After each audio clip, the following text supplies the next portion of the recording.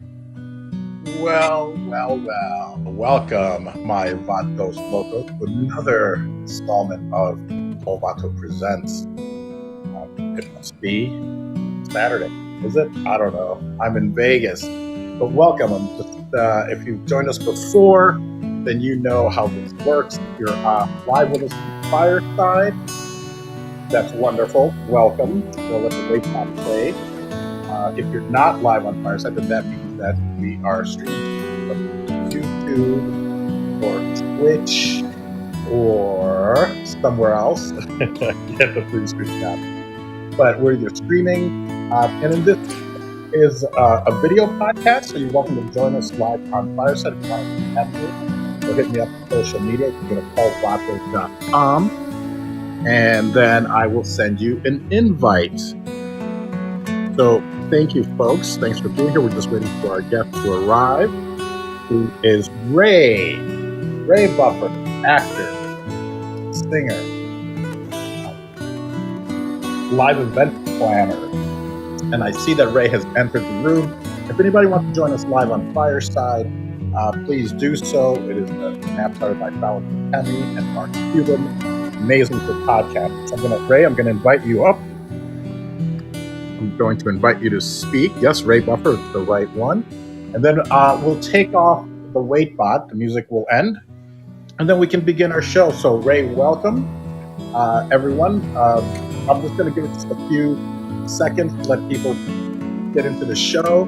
I don't know how many people we'll have on a Saturday, but it's always fun. The nice thing is that the podcast lives on the platform, and it can always be downloaded and uploaded. So I guess that's my sales pitch for Fireside. So welcome, Ray. I'm going to invite you to camera. Hopefully you'll accept that invitation. I will also be on camera, and then I will turn off the wait bot. You'll hear probably some applause, some laughter. If that bothers you, can always turn them off. So let me invite you to video, and welcome, Ray. Everyone put your hands together for Ray. And let me also go on video.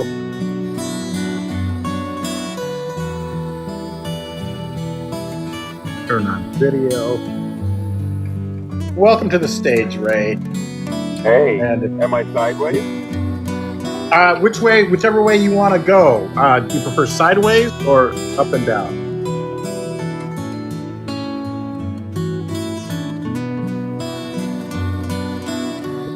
Which way would you like to face? I can barely hear you. Let me turn this off. Mute the microphone. Hello. That was the wait bot that starts off with a little bit of music. But welcome, everyone. Ray, welcome to the stage. Did you want to go join us on camera, or did you just want to go audio? I thought I was on camera. You don't see me? I don't see you. Do you see you? I do see me. Well, then that is something that's weird. Because I don't see you. I just see me. Let's try this again. And you know what? No worries, because we can always cut this out of the beginning of the podcast. So no, you know what? My fault. I should have had you come into the green room earlier so we could have worked this out. Let me see. Turn off video. Now let me turn it back on. And let me invite you to video. You might have to go leave the stage and come back. Let's see. Let me invite you to video again. I'm accepting. There it is. Yay. Perfect. Yay.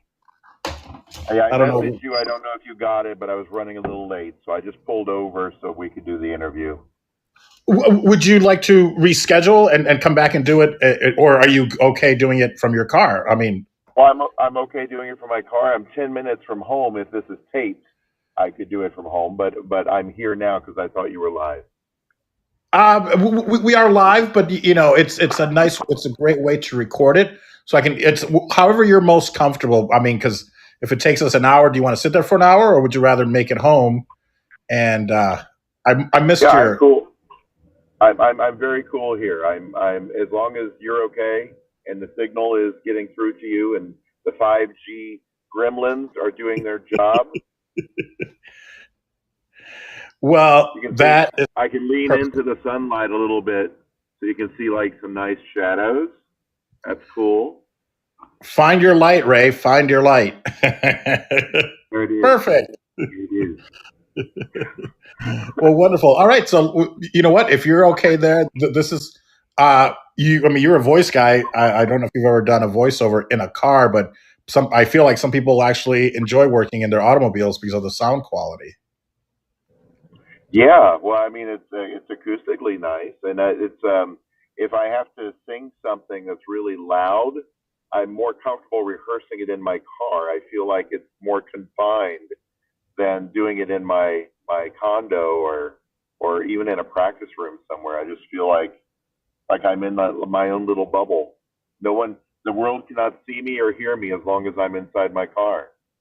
Amazing. I love it. All right. Well, Ray, let's get going.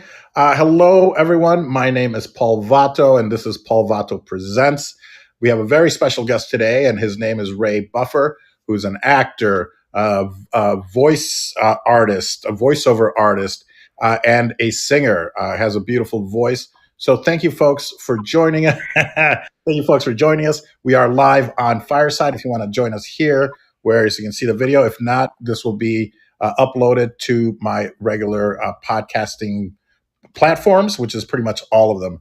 So, Ray, thank you so much for taking time from your busy weekend and coming to see us. Thanks a lot for being here, Ray.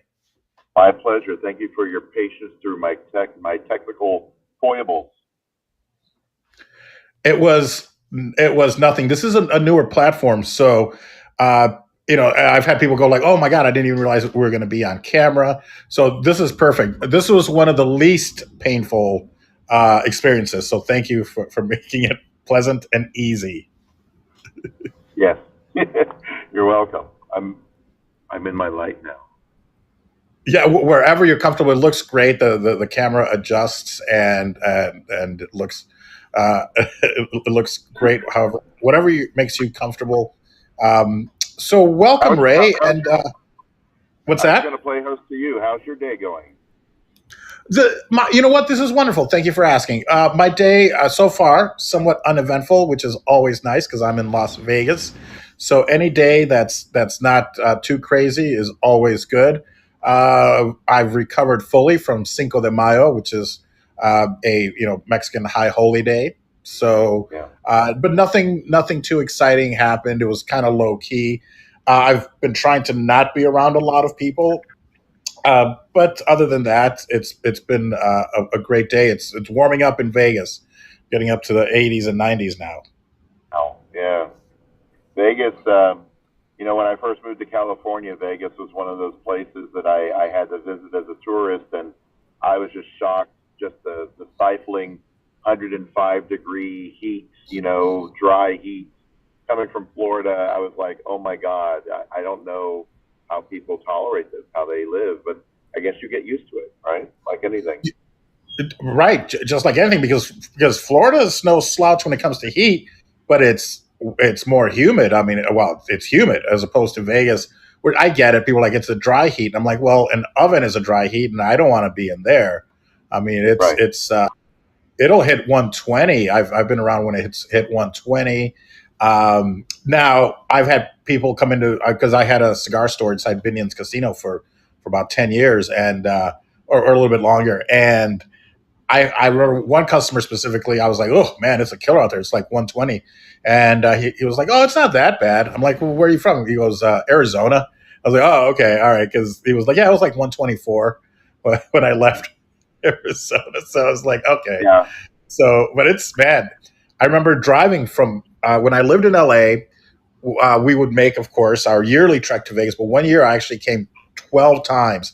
And it just so happened every couple of weeks, there would be somebody going like, it felt like every couple of weeks. Hey, my friend Rich Tellerico was directing Martin Short in a show in Vegas. He's like, buddy, I got to go out there anyways. You want to go? I'm like, sure.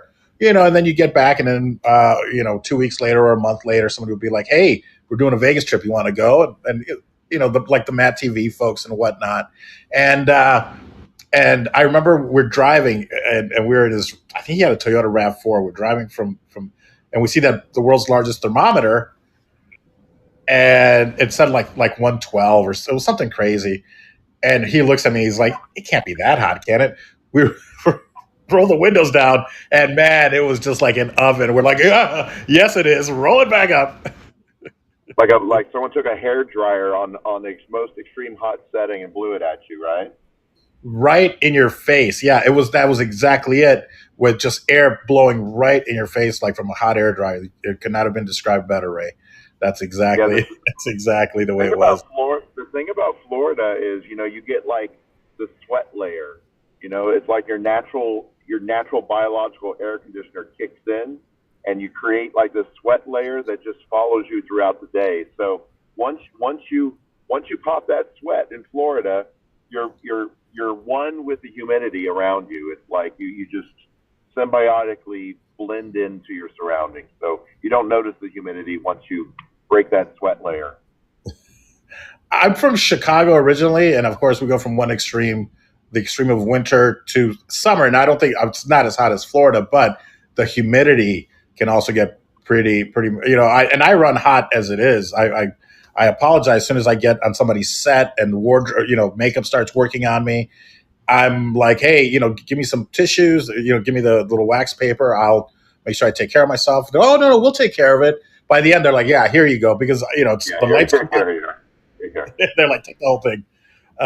So I understand, but, and I'm in the cigar business. So I've been to Florida often, and also like Cuba and whatnot.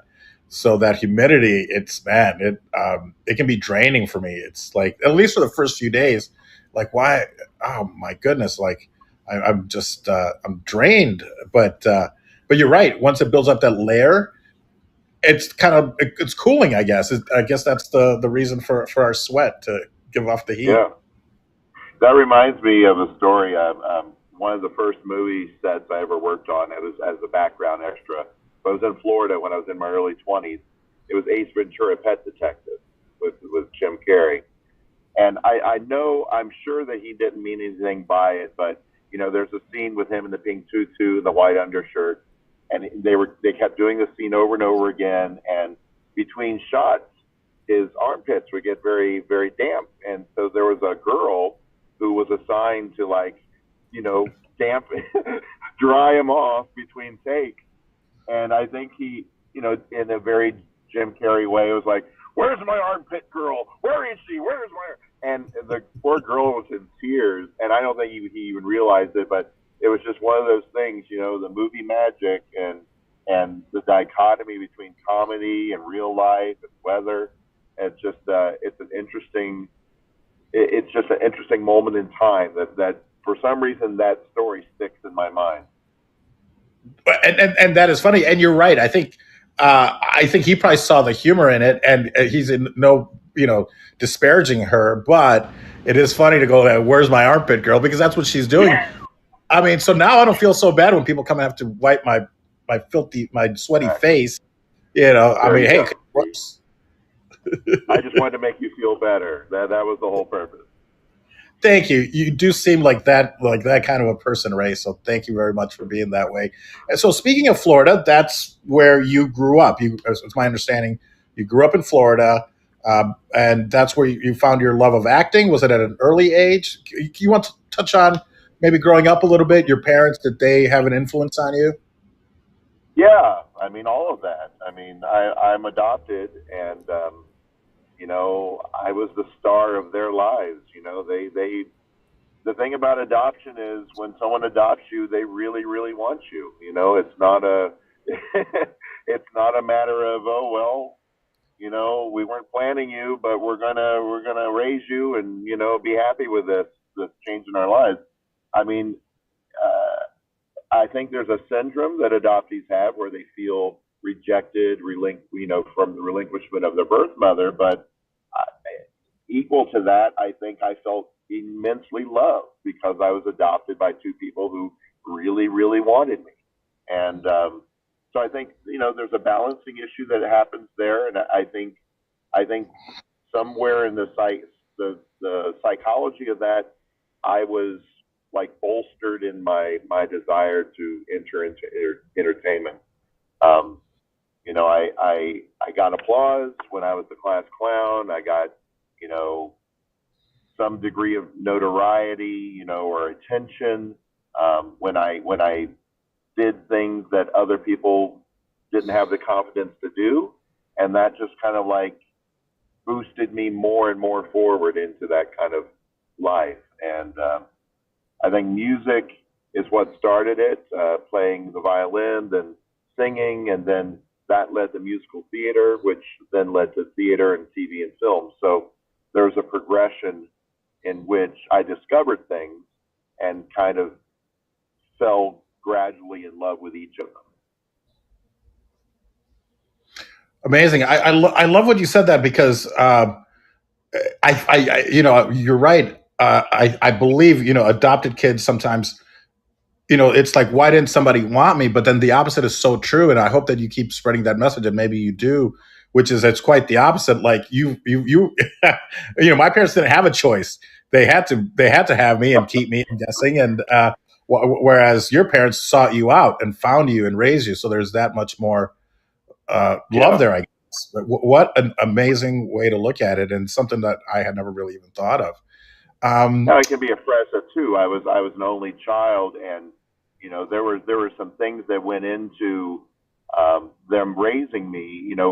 When you adopt a child, you're also always afraid. You're always looking over your shoulder that someone's going to take the kid back. If so, I couldn't get in trouble.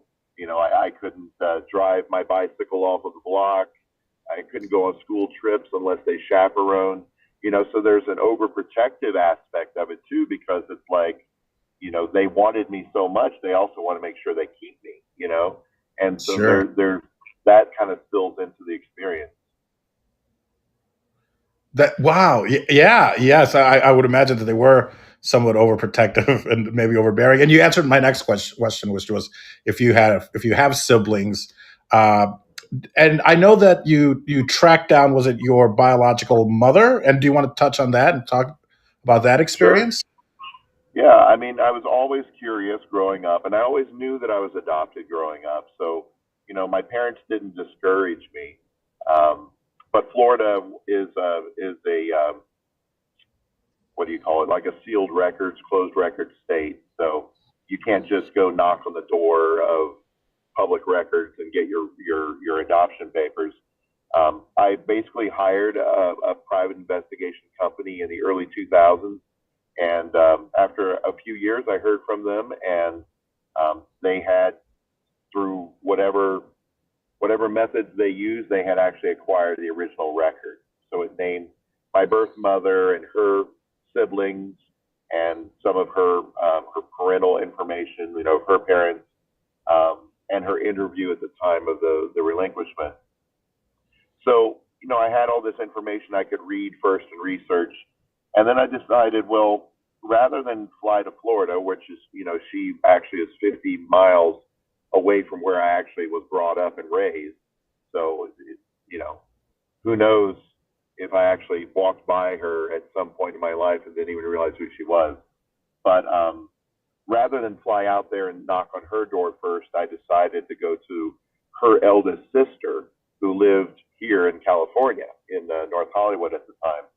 So I went to her house with yellow roses and knocked on her door and said, "We don't know each other, but I'm related to your sister, and I was born in such and such year."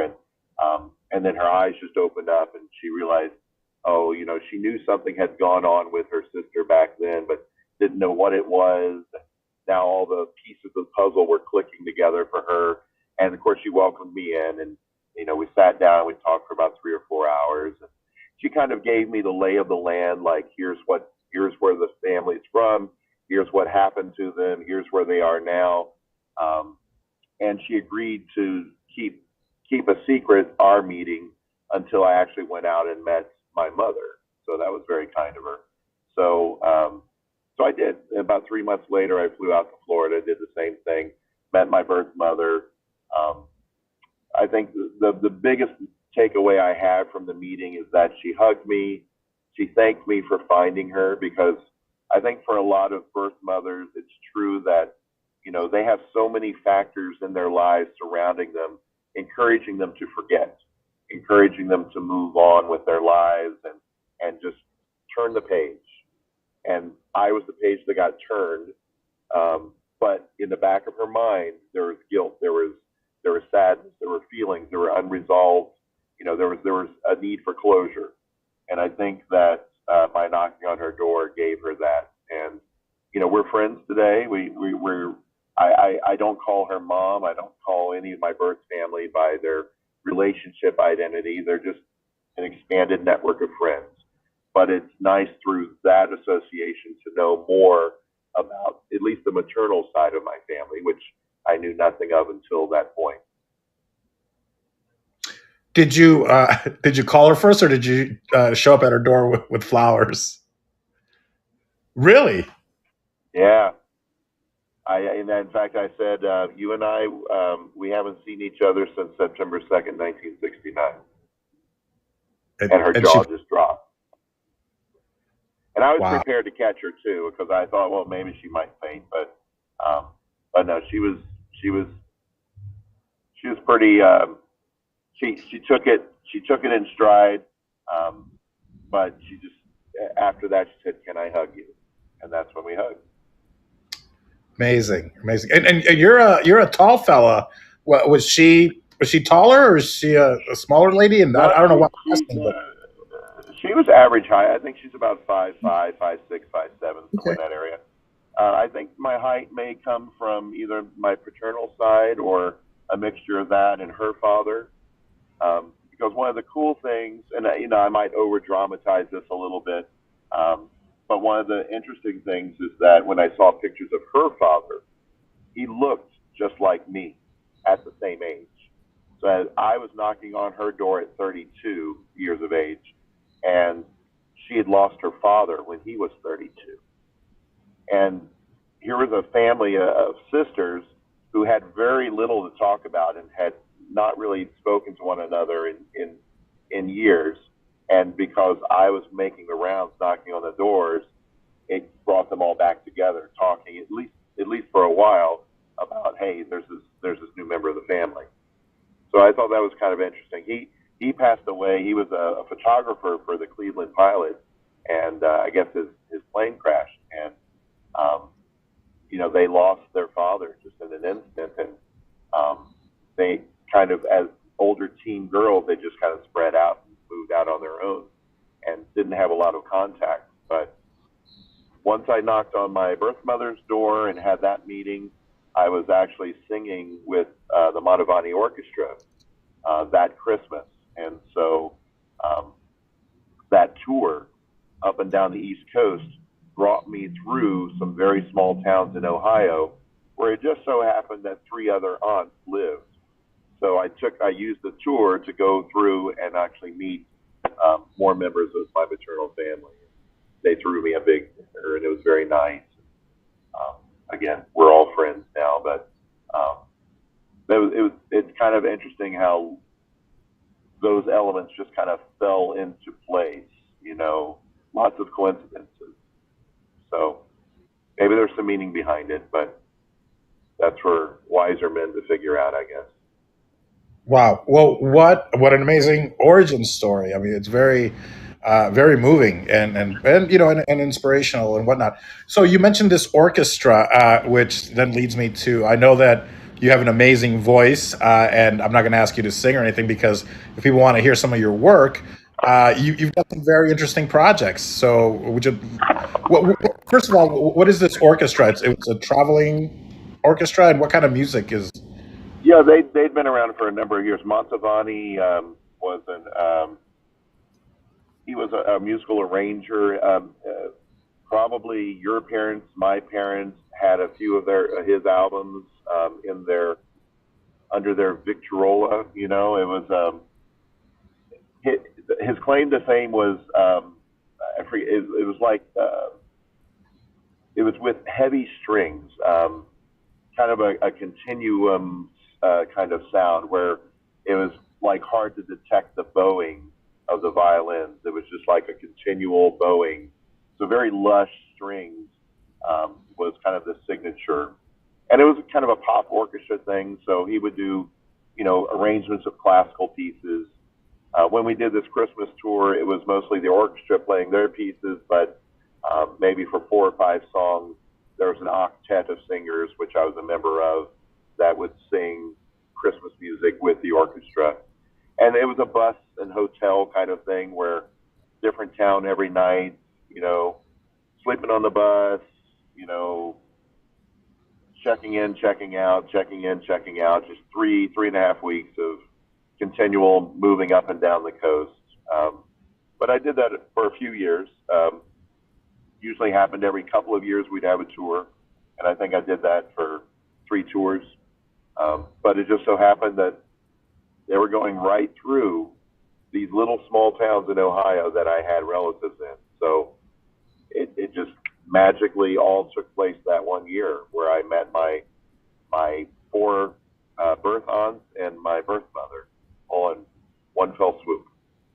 Wow, amazing. And you never then connected with your with your biological father, is that Yeah, I haven't connected with him. I know of him. I know who he is. I've okay? connected with his daughters because, back in the day when I started searching, we didn't have these DNA tests.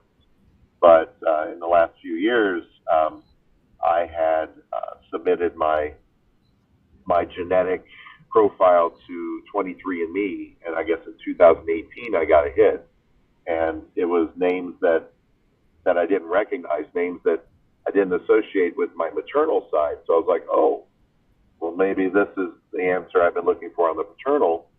And sure enough, it was 2 half sisters who were born from my birth father and another woman. Um, and out of respect for that other woman, he doesn't want to accept that I exist. So he was, I guess, engaged to her, the mother of my 2 half sisters, at the Hmm. time that he came to Florida and had a relationship with my birth mother. So, um, not wanting to blow up that situation, I don't identify who he is.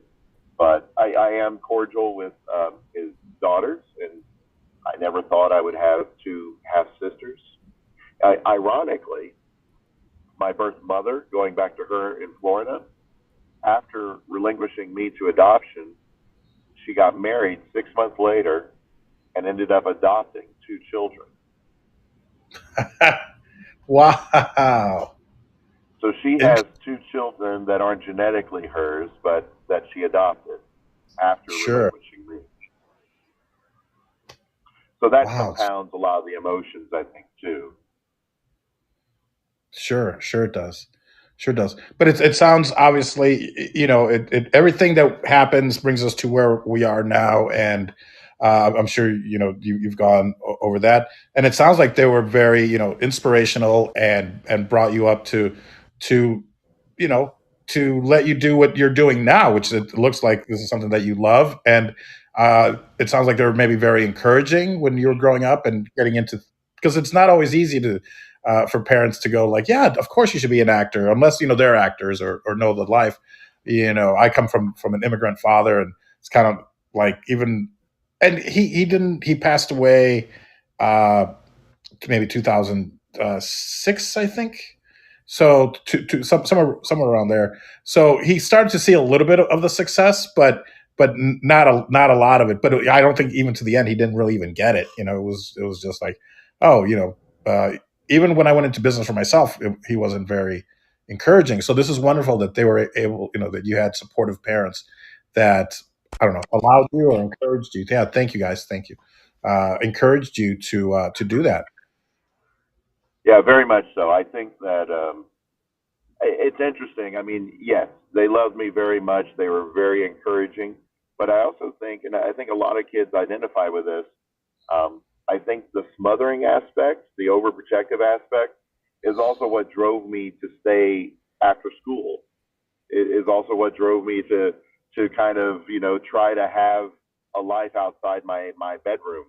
Where because I knew if I went home, it would just be reading comic books and riding my bicycle down the street and coming back. It was I knew there was like a sheltered kind of environment waiting for me. So my ability to actually thrive or explore was really by staying at school after school and going into like a drama club or some kind of a rehearsal process for a show.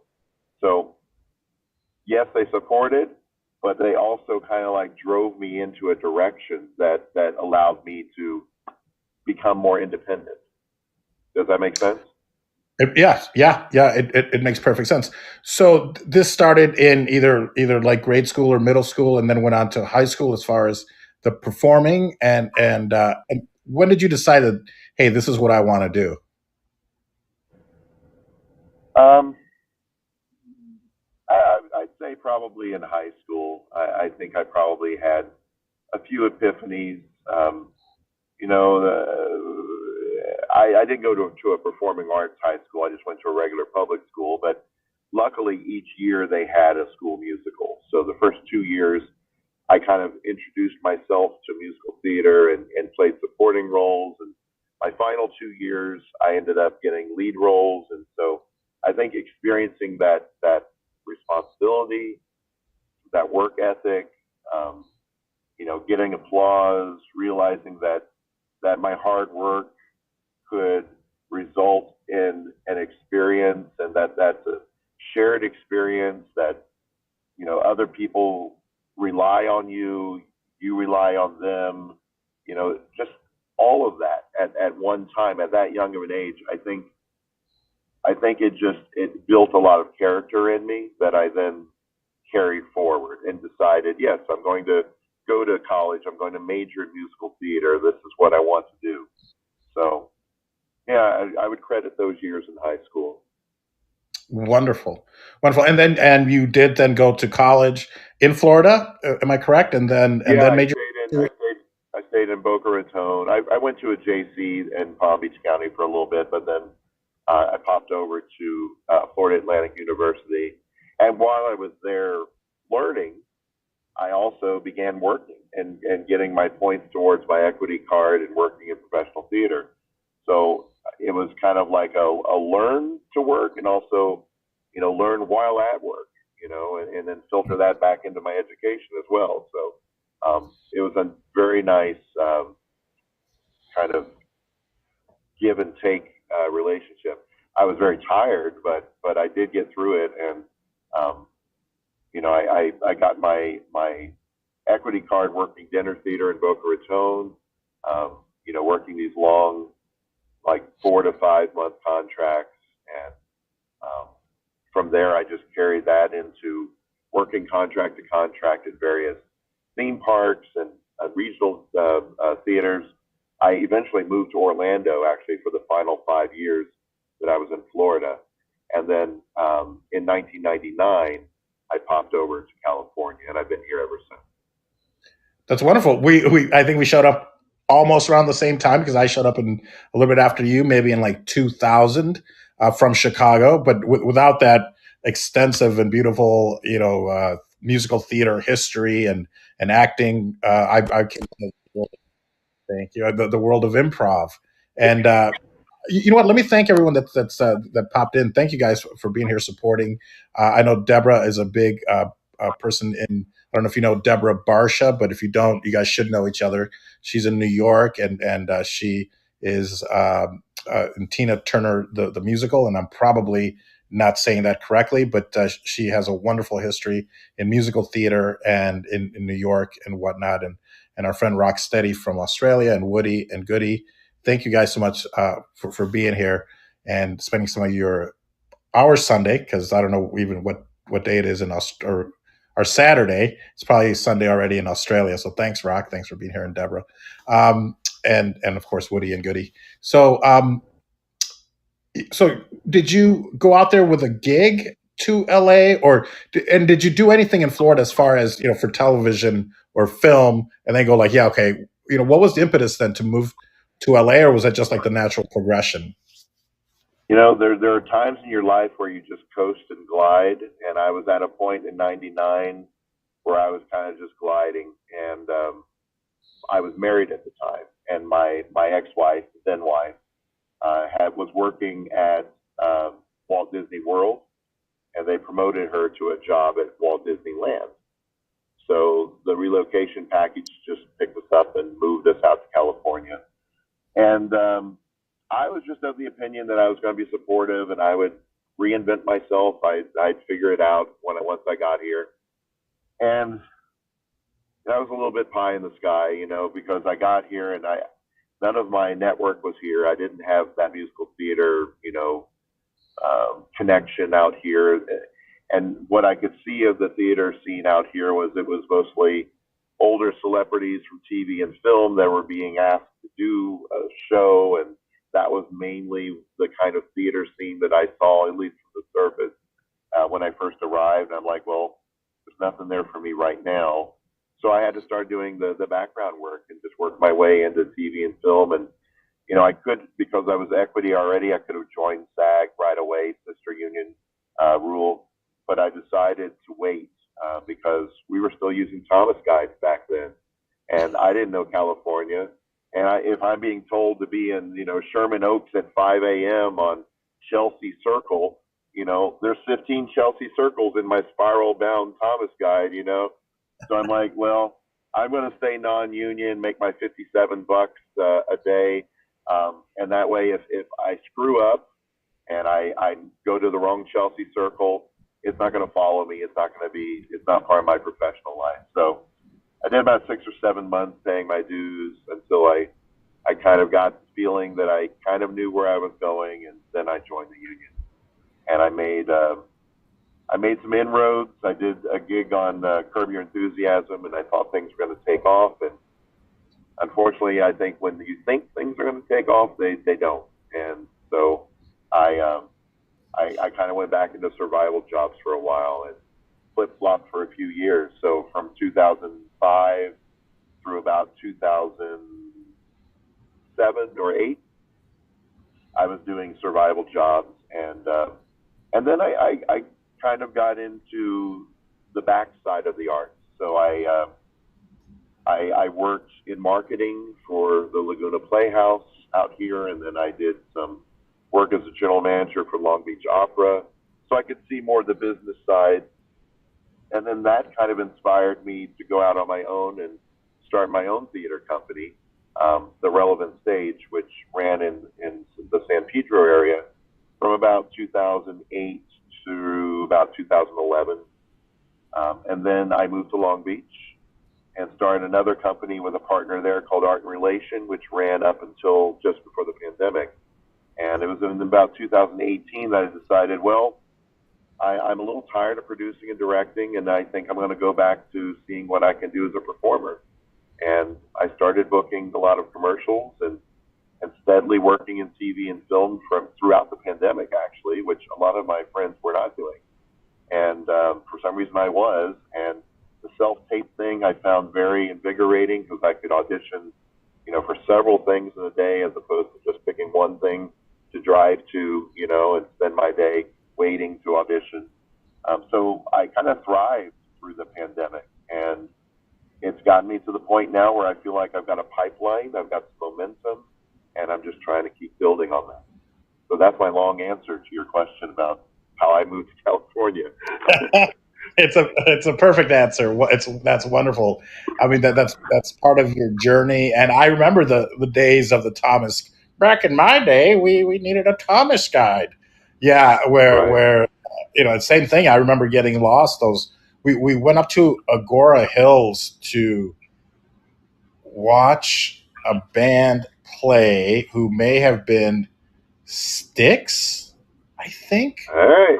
But it was yes, and I'm almost sure it was it must have been Styx, and it was like almost like dinner theater. It was at the Canyon Club in Agora Hills. So I think we left like 3 hours early because it still took us a while to get there, but we were there way too early. And it was just funny to watch them performing, and everyone's kind of sitting dinner theater style, and it was like watching these old rock stars go. But it was an amazing show. We had a great show, but we were always getting lost. I remember once we were on the 101, and we took a wrong turn somewhere, and we were still on the 101, but it wasn't where we weren't in Hollywood. It was just awful, and of course the driving around for auditions and the parking and the meters and the gas and everything that I mean this that the pandemic is the reason I really got back into acting. My businesses were closed in Vegas for what 3-4 months, and being and then auditioning like this. I mean, you could be anywhere. So even a few months ago, I asked my agent. I'm like, well, do I need to move to LA? They're like, no, not yet. Everything is still this. When we need you, when you book something, you come to LA. Yeah, So yeah, yeah. it's been wonderful. It's very liberating. The thing with self tapes now, though, is that I think casting directors and producers have gotten less patient and more demanding.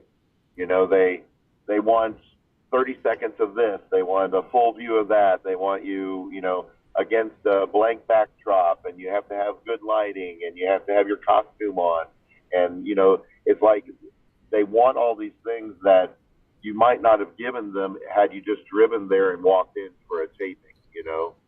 So it puts a little more onus on the actor to keep up with the Joneses as well, because the actor who's submitting for the same role that's competing with you might have a nicer backdrop, or they might have a better 4K camera, or they might have the beautiful costuming in their closet for the role, that some obscure role.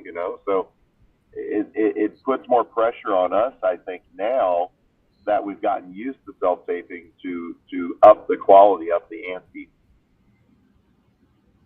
That is, it's so true because, and you're right. It's almost.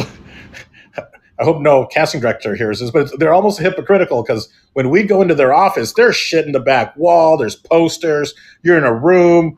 Uh, there's noise maybe behind the camera, and we're and we did it. And they were fine, but now they're like, make sure blank back wall. They've got all these requirements, and now you have to be a director, a technical person, a editor, everything. So Yeah. it's not easier. And it wouldn't be so bad if they were all uniform. But every casting director, every producer has their own nuances, their own way of doing it. And then you have to upload these things. And if your Wi-Fi is misbehaving, or you have a big file because they say they want you to do 4 takes of it, and it's a 3-minute scene, and now you have a 12-minute video with a 1-minute slate. You've got this 13-minute monstrosity that you're trying to upload. It takes 3 hours to upload it.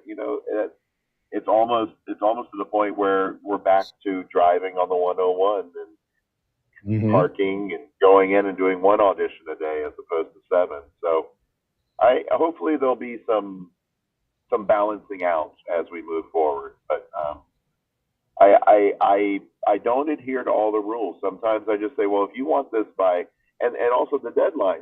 Sometimes it's like same day they want this self tape in by. So it's like, well, I rarely got same day auditions. I at least could calendar it 3 or 4 days in advance. But they want you to drop everything, and so sometimes I just I cut corners, and you want it in. This is what I'm going to give you. Here, I'm in my car.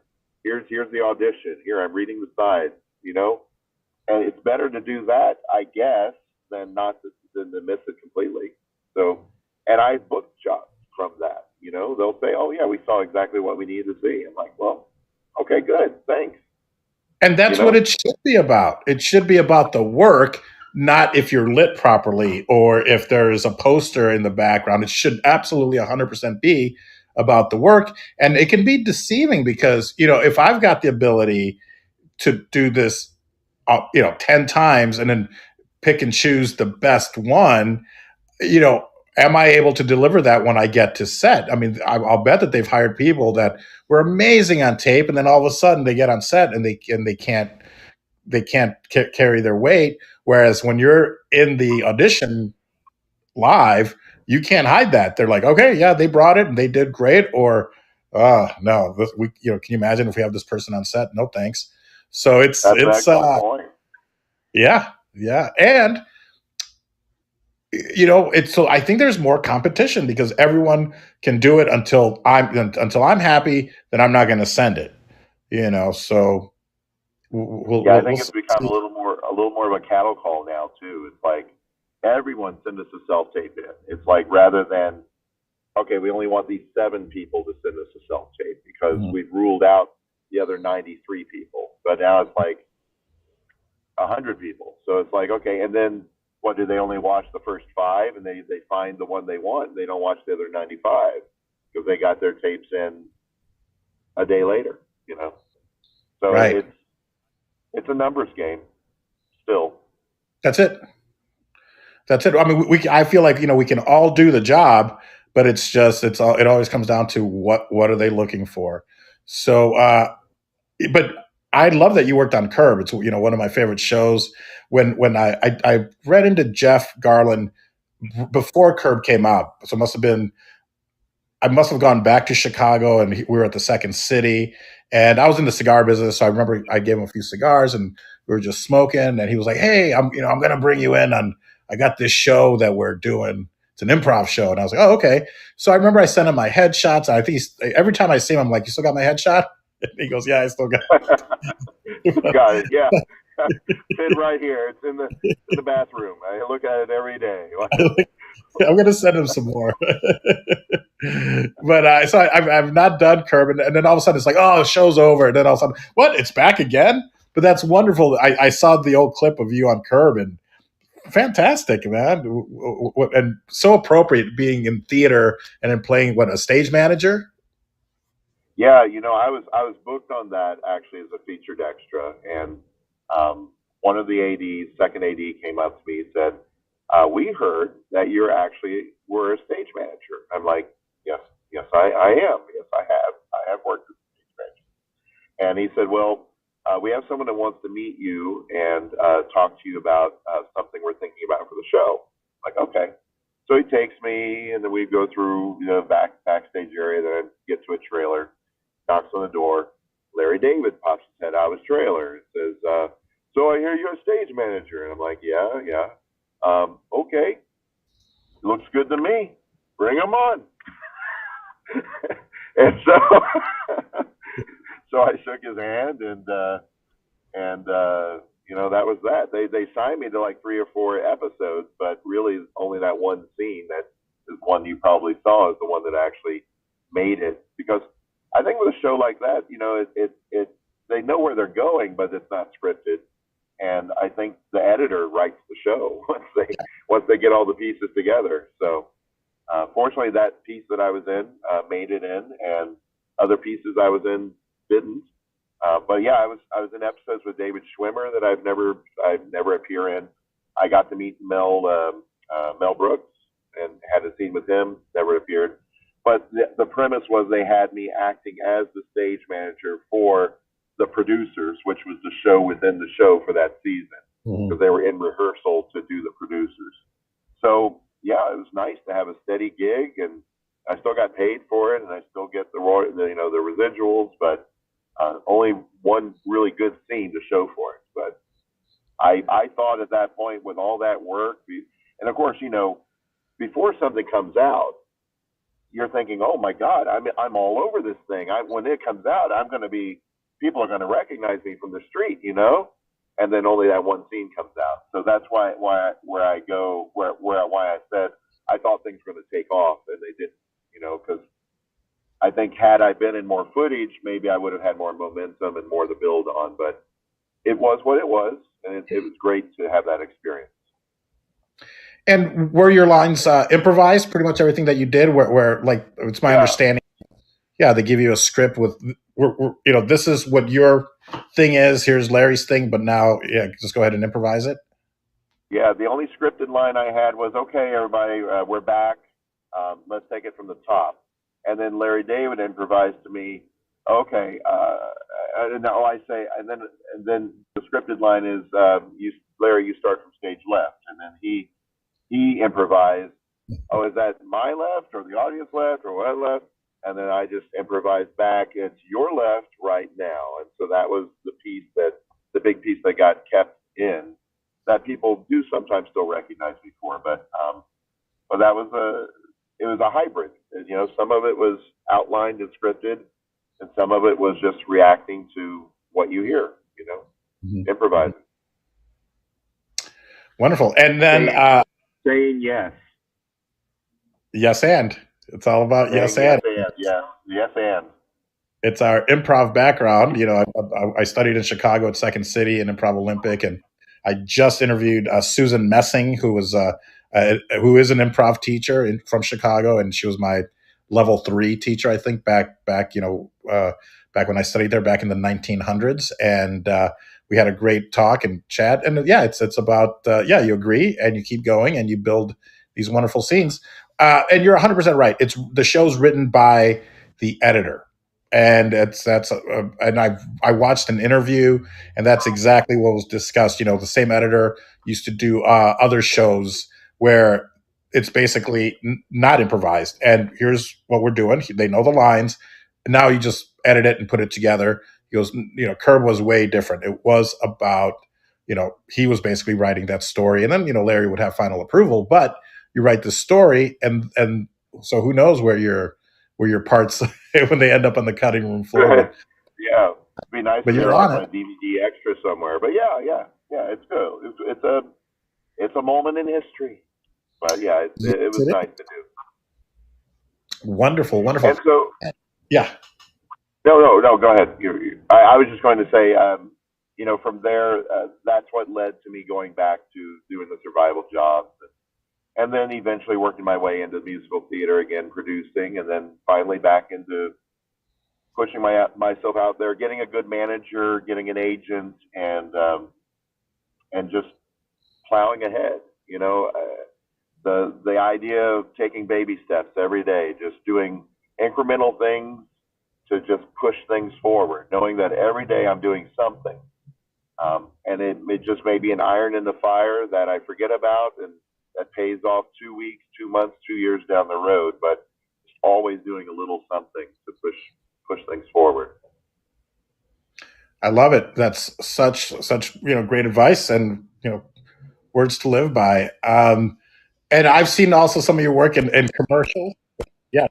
Round of applause, everyone. And thank you guys. Thanks for being here. Thanks for spending part of your Saturday with us. My guest, if you're just joining us or if you came in a little bit late, my guest is Ray Buffer, who's an actor, a singer, and what was the other thing that I put on your? Found my light.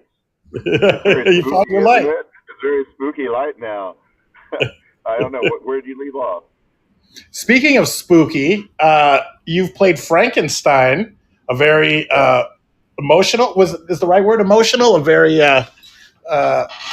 What was that for? Was it a commercial? I take it, or I've done. There are 2 roles that I seem to get booked on, and with for different purposes, and that's Frankenstein and Santa Claus. So I get one of these days I'll do a Franken-Claus. Yes. Yeah, you have. Or a Santa Stein. I'm not sure. Yeah, but yeah, Frankenstein. I did a California Walnuts campaign where I was like a chef creating these scientifically construed concoctions that are the antithesis of cooking with natural walnuts, which was the idea. You have a real cook cooking with walnuts, and you have Frankenstein's creature cooking with chemicals. So they wanted to show the comparison of the two, having a cook-off. That was a nice little comedic thing I got to do. I think that's what you mean by he was emotional. There's a nice clip out there that can be watched. But I also did a portraiture, doing the old Universal Studios Frankenstein makeup for an exhibit that should be coming out in a few months.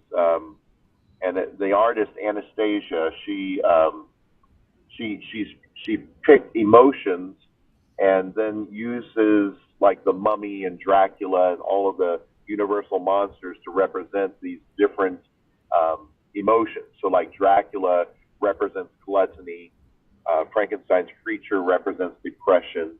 So we did like a sitting, after 3 or 4 hours of prosthetic makeup, to do that. And I've also produced Frankenstein, a new musical, on a couple occasions, both in Long Beach and in Hollywood, and I played the creature in those, and that's a serious singing Frankenstein, but beautiful, lush music. I actually discovered it from a CD I bought at Barnes and Noble. It was an off-Broadway version of Frankenstein that existed and came out the same year that Young Frankenstein was on Broadway. So it kind of got overshadowed because of that, I think. But it's beautiful, a beautiful show. And actually, a friend of mine may also be producing it as a concert version later this year. And so I might reprise the creature role in concert version for that. But there's not a ton of makeup for that version. But for some reason, yeah, I get seen as that creature, which is fine. And then I do Santa. I do a lot of Santa work. Amazing. And you also do some singing eyebrow work. I do. I just got a nice juicy check for like a reissue for that, because they filmed the PSA, the Red Cross, back in 2019, and then it was to promote a campaign that couldn't take place because we were in lockdown.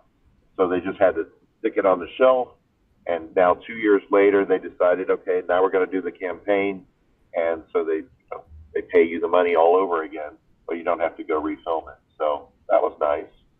But yeah, I was singing eyebrow. The idea premise is the guy is plucking his eyebrows, and he could be volunteering his time installing smoke alarms in people's homes, but you know how preoccupied we are with all minutia in our lives, and so singing eyebrows basically telling him, hey, I'm going to grow back and be the same eyebrow you had. So, you know, encouraging him to go out and install some free smoke alarms. Amazing. So, yeah, that was a fun game. Yeah. Well, wonderful. Where can people find you if you'd like to share that information, if they want to follow you on social media? Or I know that your website is raybuffer.com. Find your light. Find your light. There it is. I'm finding you right. They can find me right here. Yeah, just Google Ray Buffer.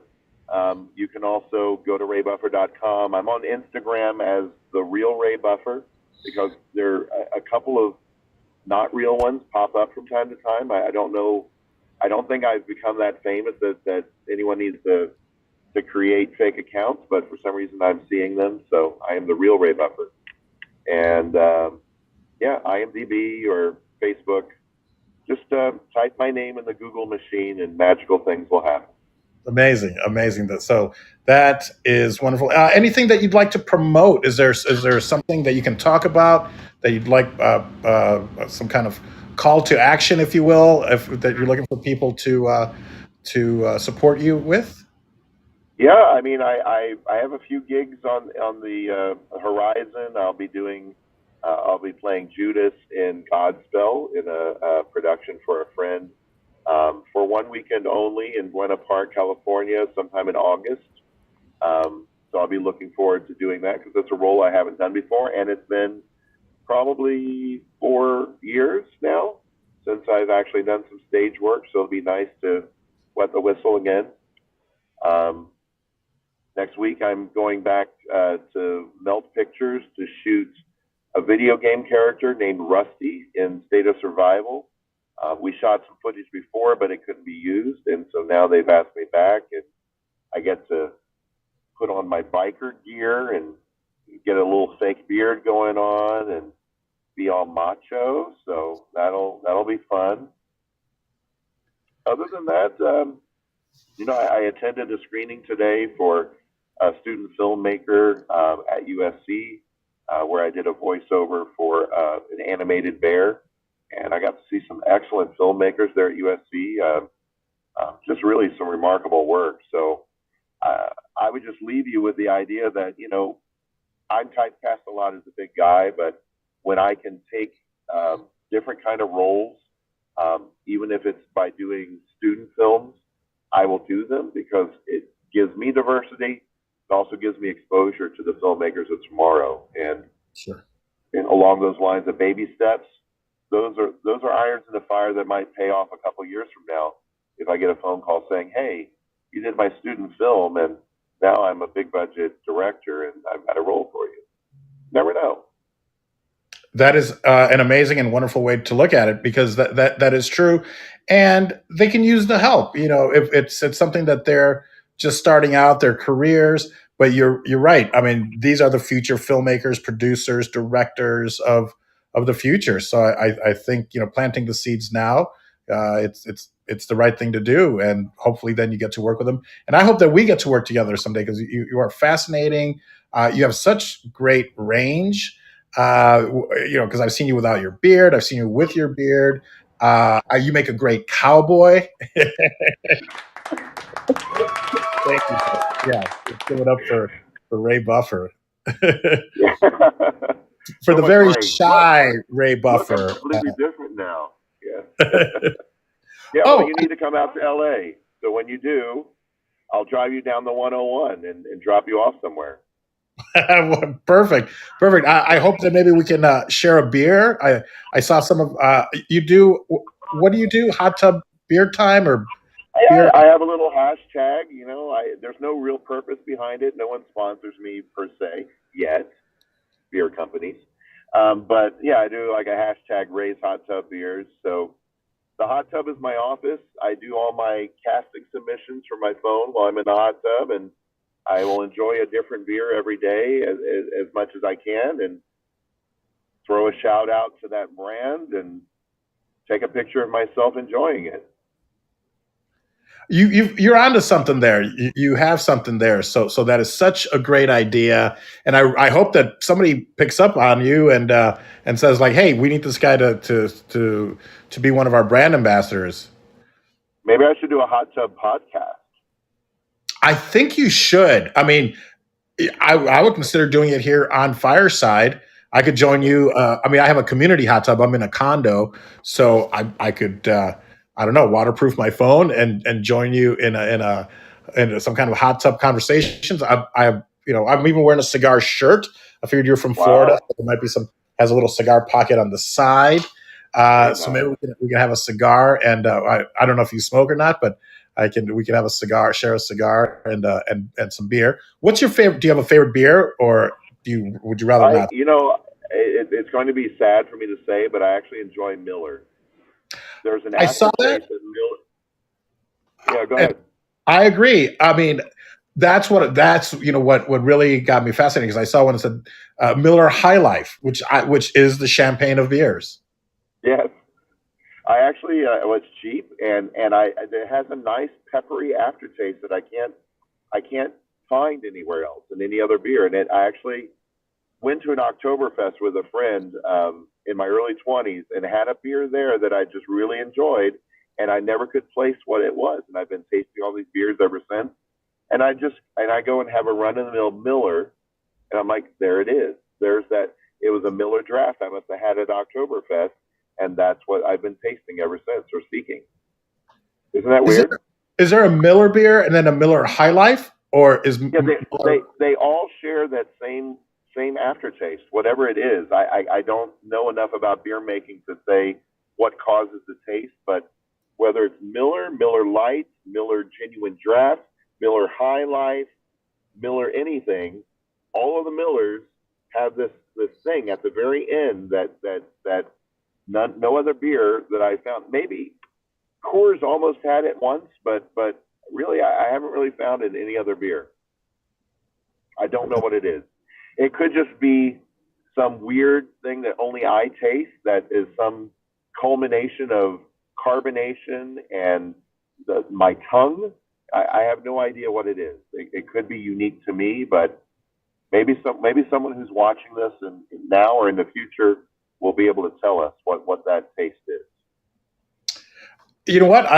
That should be our mission. I think we'll need to do some hot tub talks, and then try to get to the bottom of this mystery, because now I'm salivating. I'm like, you know what? I could go for a beer, because so. Well, yeah, let's plan a sequel, and we'll do the hot tub. I smoked a cigar a few times. I'm not a big cigar person, but I would go out and buy one just for you. See me smoke it. You won't have to. I could always send you some Vato cigars because I make my own cigar. I have my own cigar brand, so we could. But yeah, you teach me a little bit about beer, and I'll teach you a little bit about cigars, and we'll have some great conversations. But Ray, if you have any final thoughts or final words, I'd love to hear them. But I really want to thank you for taking time from your schedule. My goodness, you pulled over in your car to do this, so thank you. And would do a part two if you'd like, and we can keep people abreast. Thank you guys. Yeah, a round of applause for Ray. Thank you guys, and for yourselves for being here. Rocksteady, Kurt, Woody, Goody, Deborah Barsha, whom I really think you should connect with. She is a musical theater goddess in New York, and I think you guys would probably have a lot to talk about. And that's a great thing about this platform, Fireside. The community is wonderful. It's somewhat curated, so it's not just anyone. It's not just open to anyone. And content creators. I would hope that you'd apply to be a content creator because you could do your show from here if it's once a week, once a month, whatever it is. Ray, I think you've made a great addition to this community. Well, I mean, no one's ever asked me to consider doing that before, so I think you've lit a fire. So I will look into it. I've lit a fire on Fireside. I think that's appropriate.